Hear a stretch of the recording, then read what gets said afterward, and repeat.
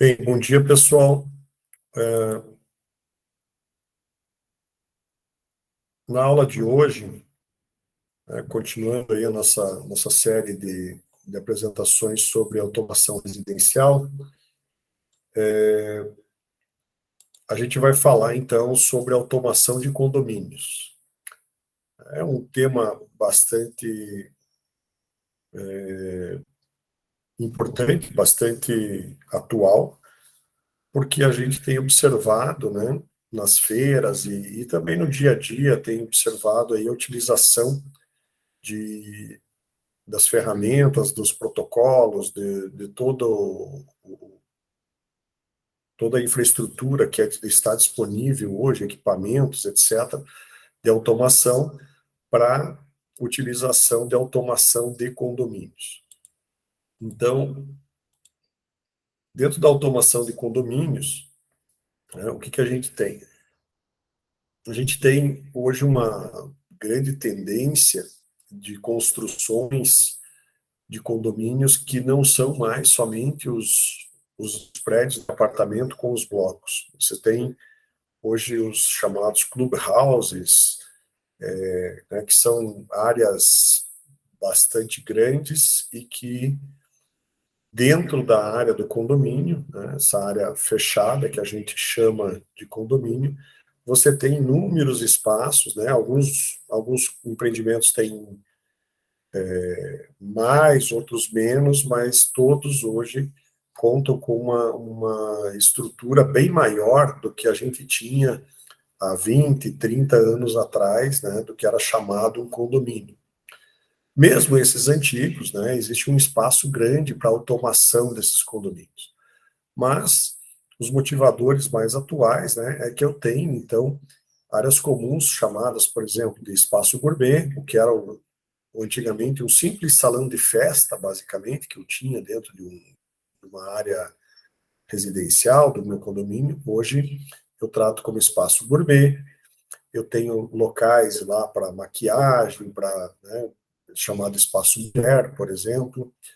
Eu tenho sala de massagem, eu tenho spa, fitness center, né? A antiga academia do condomínio mudou, migrou para uma coisa mais elaborada, que é o fitness center. Piscina, né? Piscina descoberta, piscina coberta, salão de jogos, brinquedoteca, o antigo playground, né? Hoje é o Play Baby, Play Junior. Eu tenho, junto com a brinquedoteca, né? Que seria uma área coberta, destinada às crianças, a garage band, espaço pet, né? Onde muitas vezes você traz funcionários externos, por exemplo, não são necessariamente funcionários do condomínio, mas que né, são prestadores de serviço que vêm prestar serviço dentro dessa área comum, trazendo aí uma comodidade para os moradores. Box para lavagem de carros e etc., né, dependendo da cidade, da comodidade que se deseja. Hoje também está bastante comum os mercados,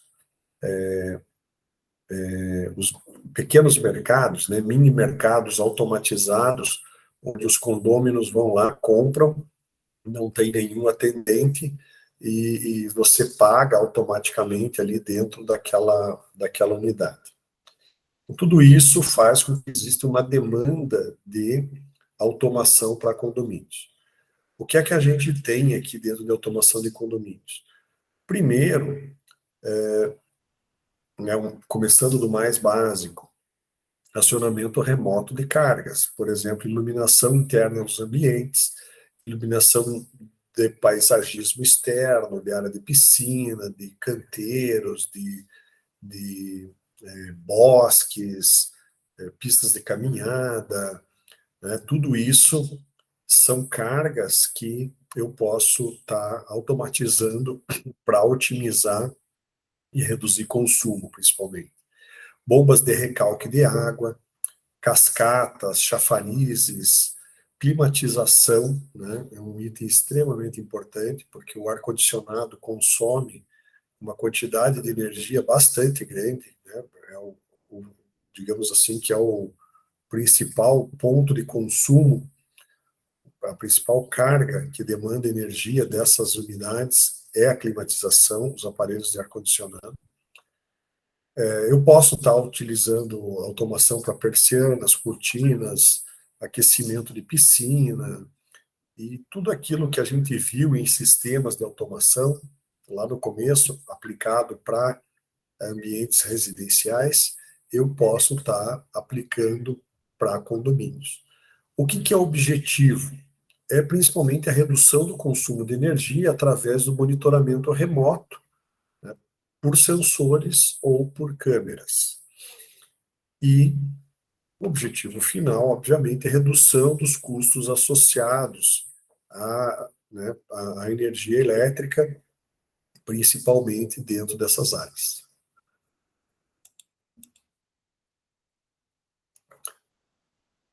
Então, dentro do condomínio, é preciso entender que, para que você tenha essa possibilidade de automação, como são diversas áreas, você vai ter, né, muitos sistemas de iluminação, você vai, dependendo do número de ambientes que você tem, você vai ter que dividir todas essas áreas, né, né, um sistema para, por exemplo, fitness center, uma academia, outro para playground, brinquedoteca, assim por diante.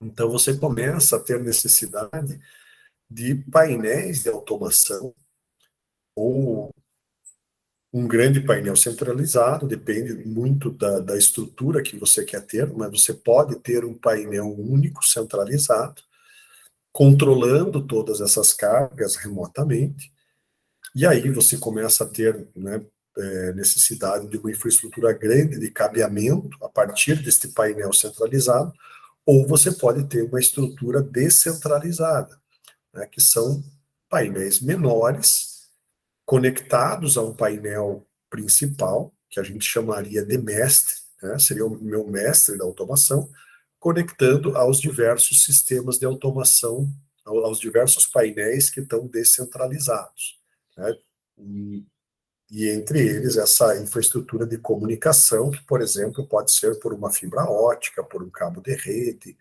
por alguma coisa assim.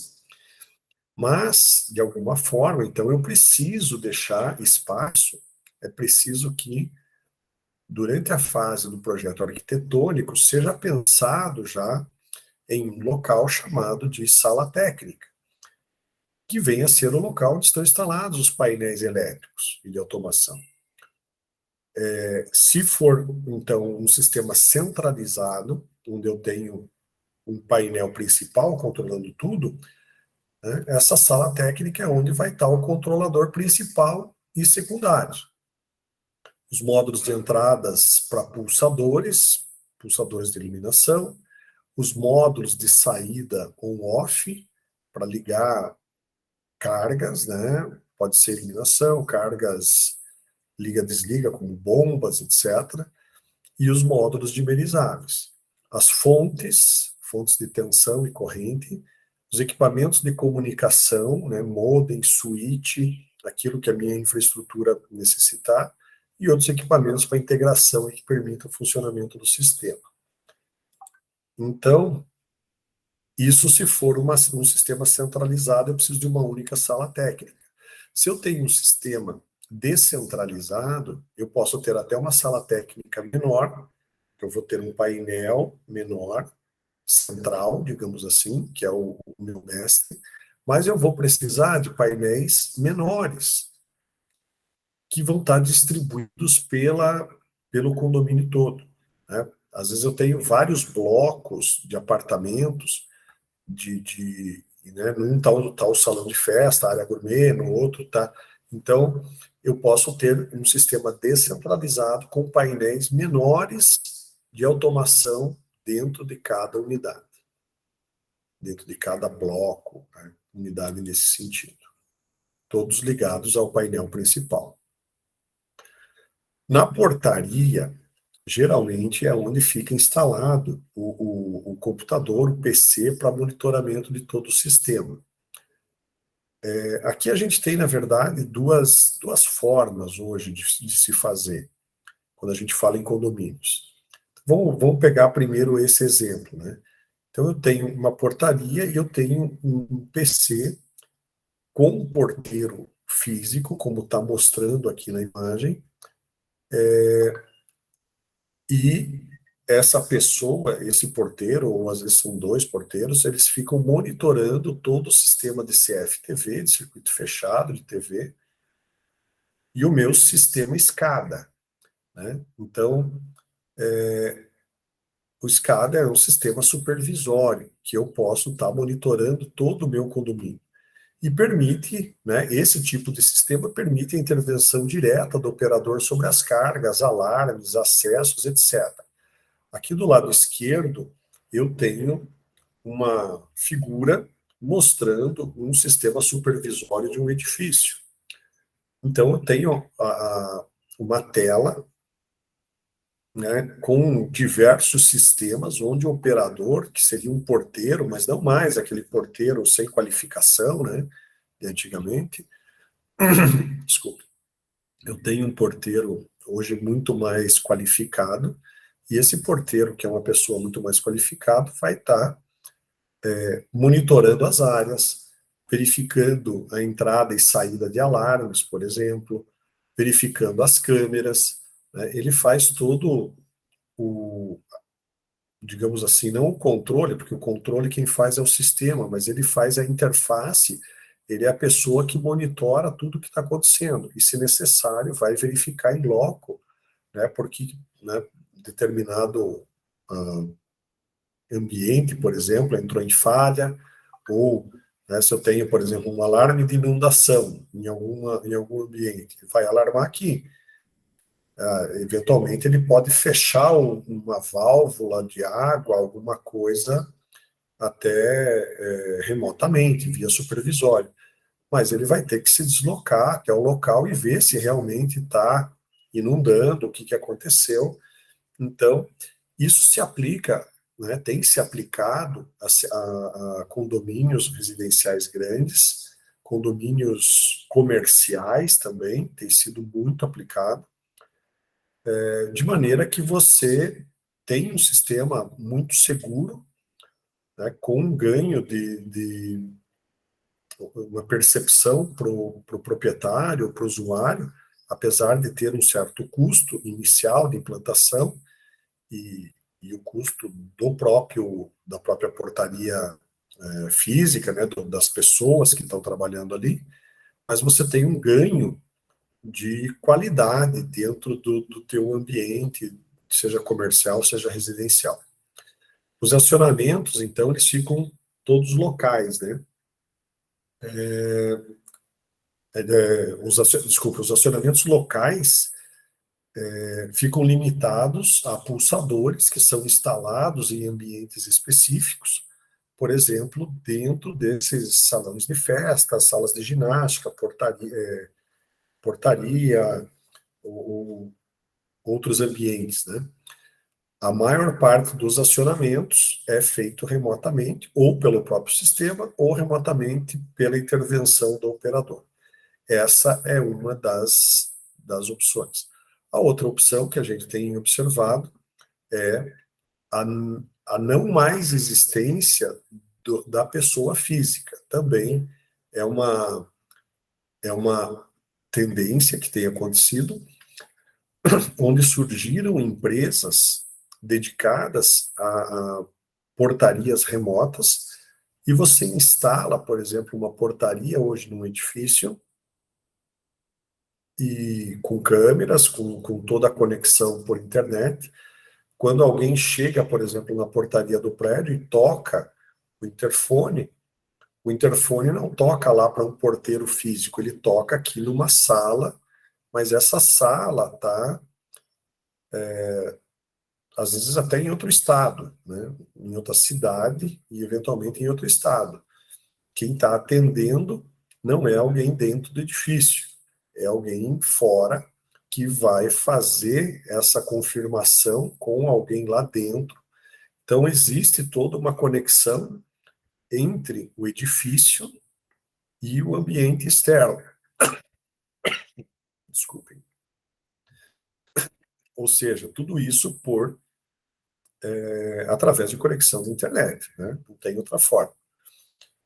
Esse monitoramento remoto também é possível, mas para grandes áreas, como a gente está tratando, para grandes condomínios, onde eu tenho muitos ambientes, esses ambientes que a gente listou nos slides anteriores, isso não é tão efetivo, né? Eu preciso ter uma pessoa física e ter uma sala de controle. Então, essa que é essas duas grandes tendências, essas duas grandes vertentes que a gente tem observado. Bom, quais as funcionalidades do sistema de supervisão e controle? Primeiro, controlar aí e monitorar todas as cargas diretamente da portaria, sem necessidade de deslocamento do porteiro. Então, a princípio, se você não tiver falha, se você não tiver nenhum evento grave, o porteiro não precisa se deslocar. Eu preciso menos pessoas dentro do meu condomínio para fazer o mesmo trabalho. Então, eu reduzo o custo com funcionários, eu reduzo o custo também com energia, né? Sensor crepuscular, por exemplo, ele aciona zonas de iluminação conforme programação. Sensor crepuscular é aquele sensor, aquela antiga fotocélula, né, o relé fotoelétrico. Eu posso programar isso, jogar isso numa entrada do meu controlador e tá programando, por exemplo, para que num horário definido o condomínio entre no modo econômico, né, que seria as zonas de iluminação principais são desligados, mantendo-se apenas o essencial para a operação no período noturno, né, deixando apenas aquela iluminação externa ali para o deslocamento, né, todo o restante desligado. Desligamento de todas as luzes ao amanhecer, isso também pelo sensor crepuscular. Condomínios que pagam por demanda na ponta podem ter as cargas otimizadas, né, durante o horário de ponta. Quando que o condomínio entra nesse critério? Bom, o condomínio ele é um consumidor, para a concessionária de energia ele é um consumidor. Se ele for de menor potência, até 75 kVA de carga instalada ou demandada, ele vai entrar como um consumidor da baixa tensão, assim como é um consumidor normal de baixa tensão. Então, ele não vai pagar, né, assim como nós, consumidores residenciais, não pagamos por demanda, horário de ponta, horário fora de ponta. Se o condomínio tiver até 75 kVA, ele também não vai pagar essa demanda na ponta. Porém, se o meu condomínio é maior, eu começo a ter mais cargas instaladas, né? Quanto mais cargas, eu vou ter uma carga maior que 75 kVA. Ele já não é um consumidor ligado na baixa tensão, né? Ou seja, ele muda de categoria e ele vai se enquadrar, ele vai ter que ter uma demanda contratada e vai ter que ter uma demanda que é na ponta e fora de ponta contratada e vai pagar também pelo consumo, como qualquer outro consumidor dessa faixa. Então, é possível, por exemplo, você, caso o condomínio tenha mais que 75 kVA, você contratar uma demanda menor um pouco na ponta, que é o horário mais caro, que vai pesar no bolso dos condôminos. Você pode diminuir, por exemplo, ou inibir o acionamento da bomba de recalque, por exemplo, de água da cisterna, sempre eu tenho uma cisterna de água no piso, né, que vem por gravidade da concessionária de água, e vou recalcar para a caixa d'água no topo do prédio. No horário de ponta eu posso inibir essa bomba. Por quê? Porque eu fico gastando a água que está na caixa. Não vai faltar água para o edifício, mas eu reduzo o consumo de energia na ponta. Eu volto a recalcar a água depois que passar o horário de ponta. Eu posso reduzir a climatização, né? É um horário que já passou ali, normalmente é depois das 17, 18 horas, o horário de ponta, segundo, isso varia um pouquinho para cada concessionário. mas eu posso reduzir a potência de climatização, eu posso limitar, eu posso, por exemplo, em ambientes que tenham dois ar-condicionados, eu posso desligar um, deixar somente um ligado, e assim por diante, né? Isso reduz bastante aí o custo com a energia. Na ocorrência de um alarme ou evento programado, o sistema gera alertas sonoros que precisam ser reconhecidos pelo porteiro. Então, lógico, é uma coisa importante, você ter alguém que vá reconhecer, como eu dei um exemplo, se eu tenho um alarme de inundação, se eu tenho um alarme de fumaça, se eu tenho, né, alguns locais eu posso ter uma chamada pelo próprio condômino para o porteiro. Então, coisas que eu vejo que são mais graves, eu aciono o porteiro para que ele vá verificar. Eu consigo ter um histórico de alarmes, esse histórico de alarmes é bastante importante para auxiliar o síndico, o conselho do edifício, enfim, a tomar decisões e a melhorar a gestão do próprio condomínio, né, sejam alarmes de segurança, sejam alarmes, né, do que forem. Eu posso ter sinal de emergência, por exemplo, para centrais de segurança, em caso de assalto, tentativa de assalto. Então, isso pode ser automático, não precisa ter uma intervenção do porteiro, mas eu tenho sistemas hoje suficientemente inteligentes que, por exemplo, o sistema de CFTV, que a partir de certos padrões, ele identifica que está ocorrendo um assalto e aciona diretamente uma segurança externa, né, que vai até o condomínio para verificar esse tipo de coisa. Aqui alguns elementos que fazem parte, né, os sensores de presença, a gente já falou sobre isso, mas não custa reforçar, né? É mais efetivo, na verdade, a aplicação, hoje os fabricantes chamam de sensores de não presença. Isso tem sido usado largamente, deve ter uma certa cautela, por exemplo, em locais como banheiros, em alguns locais que você entra e, e muitas vezes o sensor não pega, ou a pessoa fica imóvel, eventualmente, dentro do local, então tem que ter um certo cuidado. O resultado é muito bom junto com a adoção de temporizadores, ou seja, um sensor ligado ao meu sistema de automação, e não ligado às lâmpadas diretamente, como a gente compra em materiais de construção, etc. Então, eu ligo o meu sensor ao controlador automatizado e crio, dentro do código, dentro da programação, uma lógica né, de tempo, se existir esse sensor em um outro sensor, ou se o outro sensor está pegando movimento, esse não, mas enfim, você pode utilizar melhor isso. Eu tenho sensores hoje, como este aqui da esquerda, sensores que são alimentados com bateria,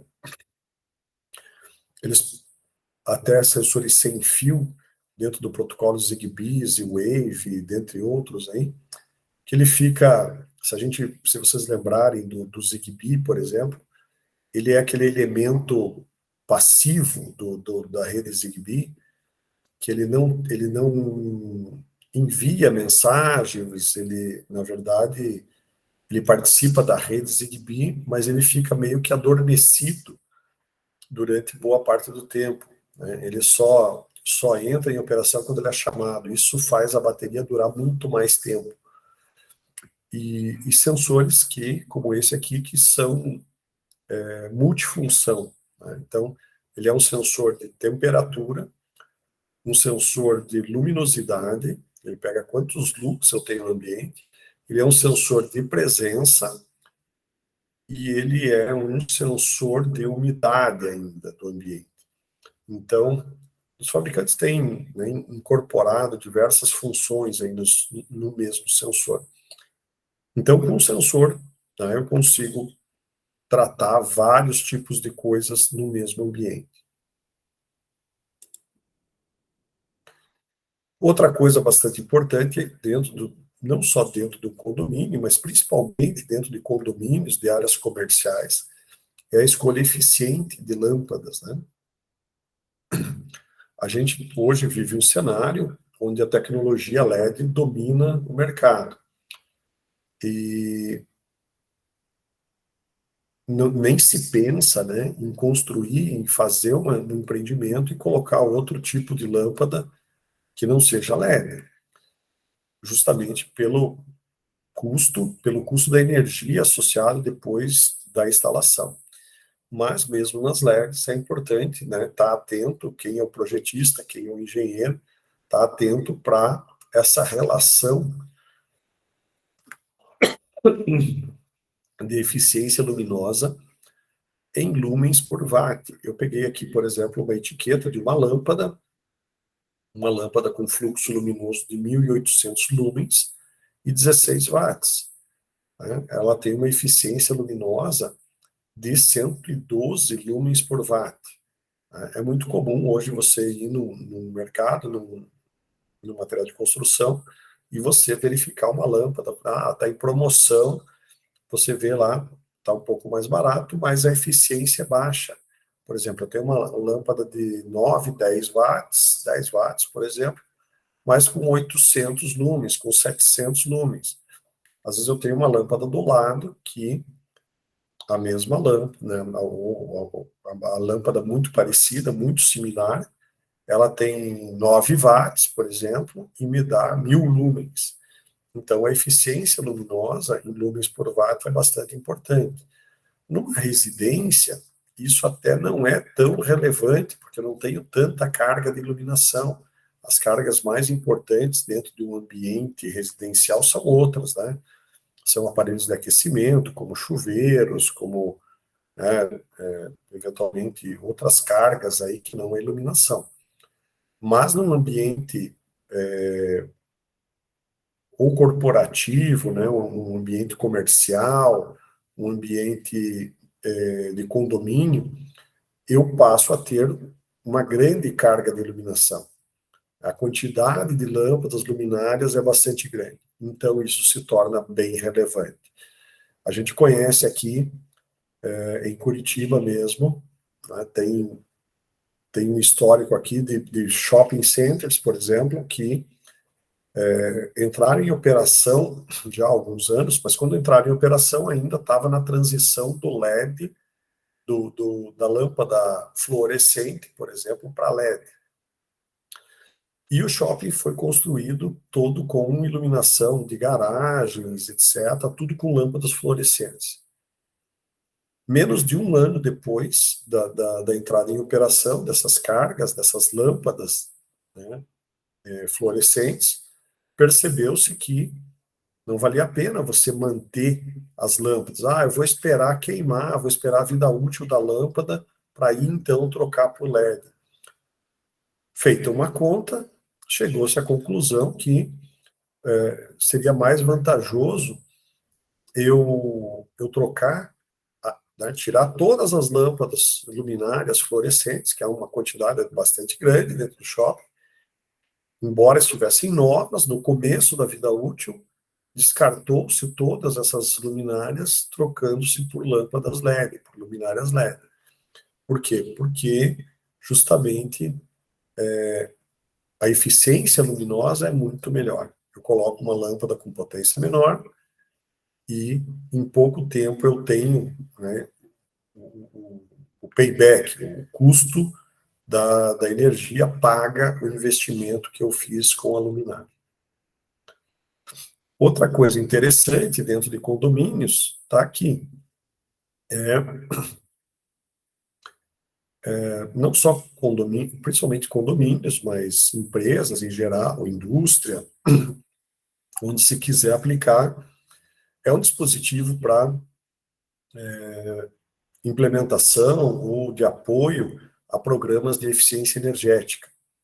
Então, são equipamentos que, como esse que está aqui na figura da esquerda, que ele, na verdade, nada mais é do que um TC, um transformador de corrente.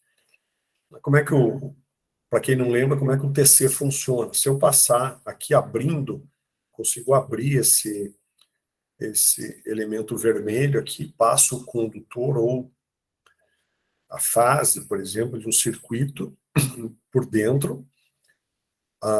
O campo eletromagnético gerado pela corrente do condutor que está passando aqui no meio desse furo vai induzir, né, uma tensão e uma corrente no secundário desse transformador de corrente, que é a imagem da corrente principal que passa pelo condutor.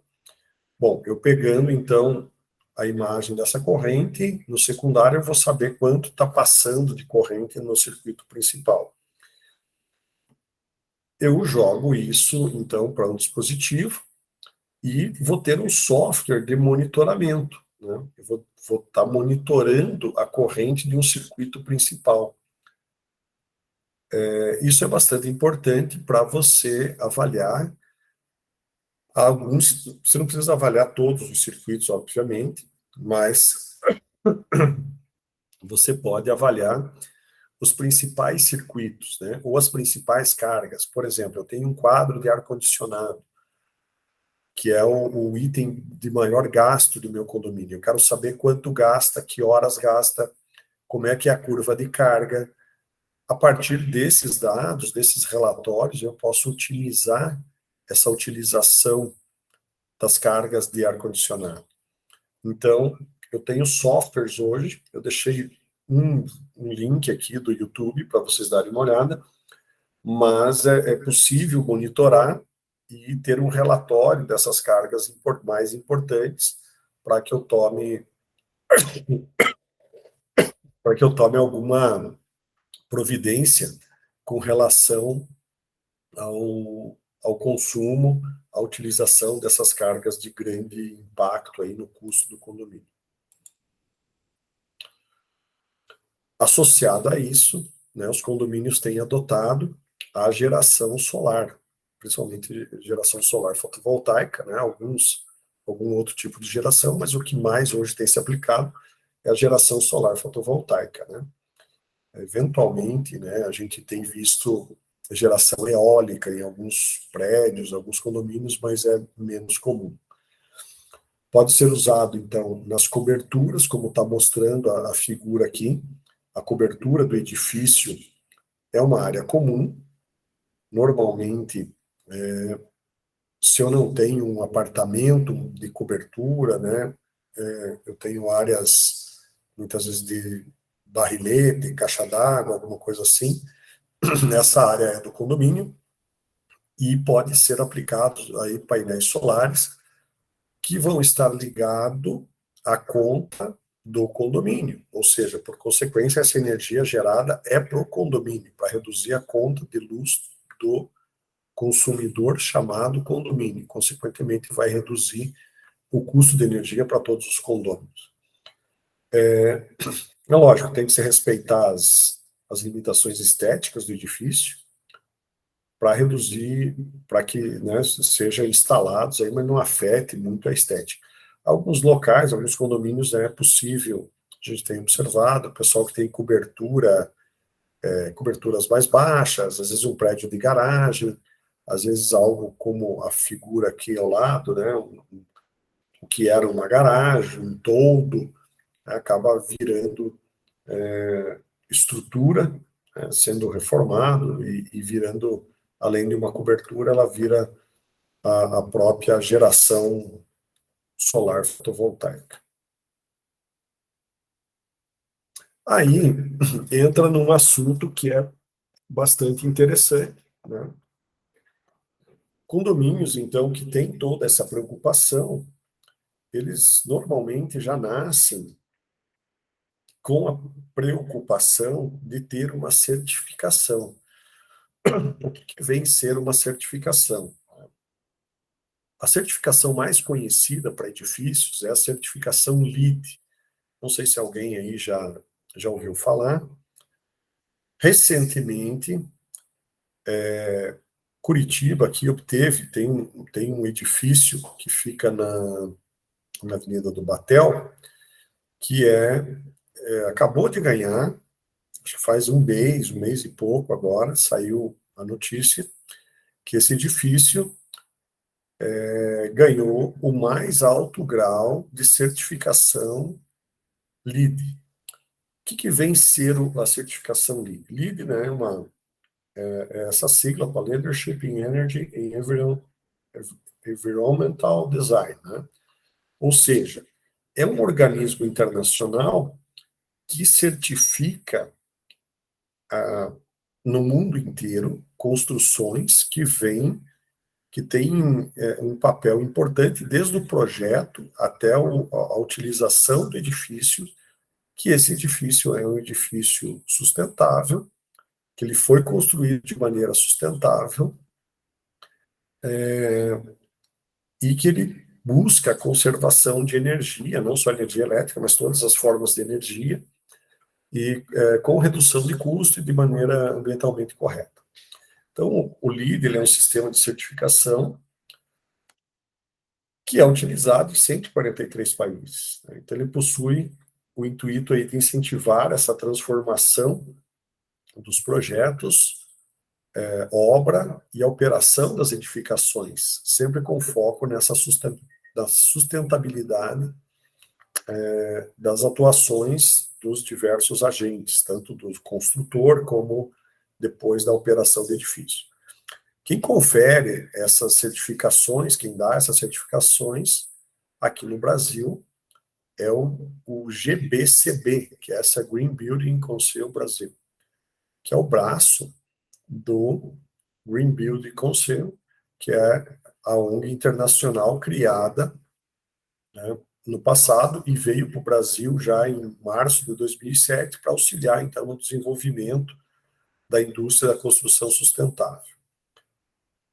Essa organização atua incentivando sempre a adoção de práticas que vão desde a concepção, ou seja, desde o pré-projeto, o projeto básico, o projeto executivo de engenharia, de arquitetura, a construção do edifício e a operação, né, de todos esses espaços. O Brasil, atualmente, ele é o quarto no ranking mundial de construções verdes, segundo o relatório que a gente tem, já é um relatório de alguns anos, mas de um relatório que eu consegui divulgado em 2015. Ficava atrás, né, então, naquela época, de Canadá, China e Índia. Em 2016, o país já contava com mais de 1.100 empreendimentos registrados e certificados. Atualmente, a gente tem 6 tipos de certificados LEED. Né? O LEED NC, que é para novas construções e projetos de renovação. O LEED ND, que é um certificado dado a desenvolvimento de bairros, localidades, né, grandes empreendimentos. O LEED CS, projetos da envoltória da parte central do edifício. O LEED Retail NC e CI, para lojas de varejo. LEED Healthcare, para unidades de saúde, hospitais, clínicas, etc. O LEED EBOM, que é para operação e manutenção de edifícios existentes. É um edifício que não nasceu com esse conceito, mas quer entrar nesse conceito de operação sustentável, manutenção. Então, é o LEED EBOM. O LEED Schools, para escolas, universidades, etc. E o LEED CI, para projetos de interiores e edifícios comerciais. A certificação LEED, então, ela possui 7 dimensões a serem avaliadas nas edificações. Todas elas possuem certos pré-requisitos, que são práticas obrigatórias, e créditos, e recomendações quanto ao, né, que, quando atendidos, geram pontos, né, para a edificação. Então, é um questionário bastante extenso, com alguns pontos obrigatórios e outros não. Mas tudo vai gerando uma certa pontuação. Quanto maior a pontuação, maior o nível de certificação que é dado para o edifício. Então, o nível de certificação, ele passa aqui, ele varia de 40 pontos até 110 pontos, né, que é o nível platino. Os níveis de certificação estão mostrados aqui, de 40 a 49 é o nível de certificado, depois de 50 a 59 eu tenho o nível silver, de 60 a 79 o nível gold, e mais que 80 é o nível platino. E reforçando, né, só falando novamente, que aqui em Curitiba a gente tem um edifício hoje com a maior pontuação possível da certificação LEED. Eu vou colocar depois um, um link de uma reportagem mostrando justamente um pouquinho sobre essa certificação desse edifício que fica aqui em Curitiba, no Batel, próximo ali, quem conhece, ao restaurante Panfilia, né, que é um restaurante bem tradicional ali do Batel, de sopas e pizzas, etc. Ele fica bem ao lado daquele restaurante. Eu tenho outras certificações possíveis também, né? A certificação LEED, ela é a mais conhecida, a mais aceita, e, por consequência, que os construtores, os empreendedores mais buscam quando querem atingir, né, ter esse marketing, fazer esse marketing em cima, né, de uma certificação sustentável. Mas eu tenho, por exemplo, o selo azul da Caixa Econômica Federal, né?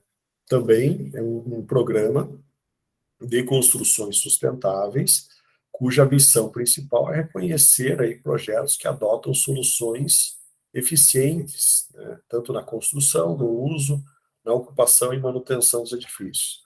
São 53 critérios ao todos que são avaliados, que estão divididos em 6 categorias e vão desde a qualidade urbana, a qualidade do projeto, o conforto, a eficiência energética, a conservação de recursos materiais, gestão da água e também práticas sociais. Depois eu tenho uma outra certificação, que é a Aqua HQE, que é uma certificação também internacional, que vem derivada de uma ONG, de uma certificadora francesa, que é a Démarche HQE, que é aplicada no Brasil desde 2008 por uma ONG chamada Fundação Vanzolini. Essa certificação ela é concedida, então, para empreendimentos, né, para edificações,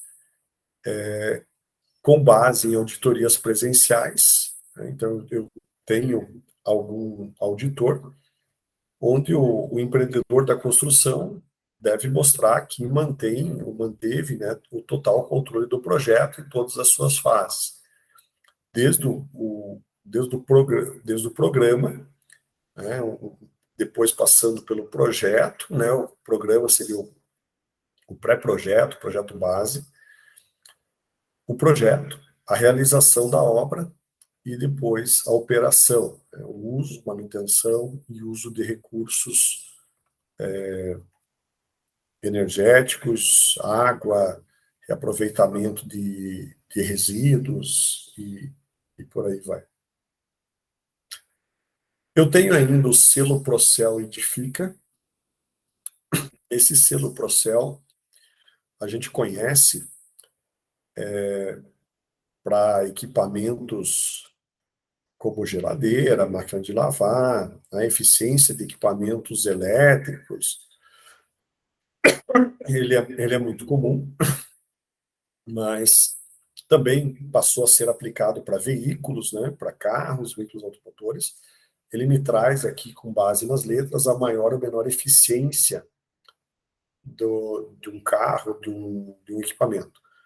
O que pouca gente conhece é esse selo aplicado a edificações, mas ele existe desde 2003. O selo Procel Edifica foi instituído em 2003 pela Eletrobras, pelo Procel, e atua aí de forma conjunta, então, com os ministérios de Minas e Energia, das cidades, com certas universidades e centros de pesquisa e entidades aí da área governamental. Ele não tem sido tão utilizado, mas ainda não foi descontinuado, né? Não é digamos assim, que o governo, os ministérios não dão a ênfase que poderiam para ele, mas ele continua ainda em uso. Esse programa, então, incentiva aí, como os demais programas, o uso eficiente dos recursos naturais, água, luz, ventilação nas edificações, reduzindo sempre desperdícios e impactos sobre o meio ambiente. Então, né, o que a gente tem hoje em termos de certificação são principalmente esses que eu apresentei, com uma grande ênfase sobre a certificação LEED. A certificação LEED, que é buscada aí pela maioria dos, dos empreendedores que buscam ter um diferencial, né, para a sua construção. E por que essa certificação LEED é importante dentro do ambiente de automação? Gente, porque não tem como você certificar um edifício e você ter uma gestão de energia, de água, né? Você ter um edifício realmente sustentável sem automação. Você até consegue fazer um projeto sustentável, uma construção sustentável, ok. Mas você não consegue fazer com que esse edifício mantenha se operando de maneira sustentável sem automação, né? Não dá para dizer que você vai ser sustentável em termos, por exemplo, de consumo de energia. Sem automação é quase impossível, né? Então, dentro do que a gente viu das possibilidades de se automatizar um condomínio, é bastante interessante, não só pela redução de custos, mas é associado à redução de custos, pode vir junto à certificação.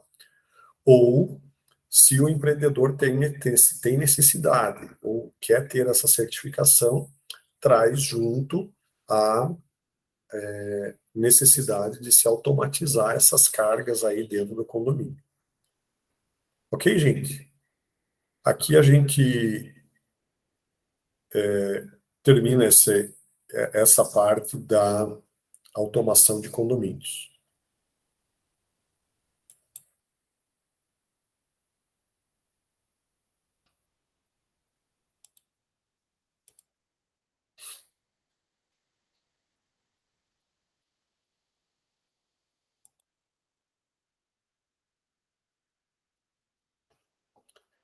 Pessoal, eu vou gravar um outro videozinho aqui, só para separar as coisas, para depois colocar no Moodle. Deixa eu só finalizar a apresentação.